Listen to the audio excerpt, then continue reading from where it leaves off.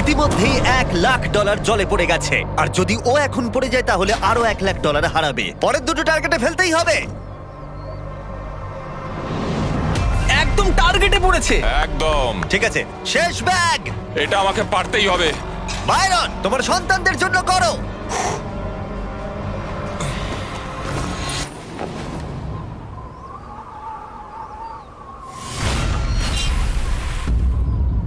Byron, তুমি এই রাউন্ডে অনেকগুলো টাকা হারিয়ে ফেললে। তুমি $1,50,000 হারিয়ে ফেললে শুধুমাত্র তৃতীয় রাউন্ডেই।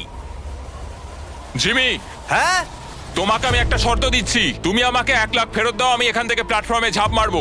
50,000 হলে আমি রাজি। 75। ঠিক আছে, আমি শুধু এটা দেখতে চাই। ও 100 ফুট উঁচুতে রয়েছে, ও কি করে বলছে এসব?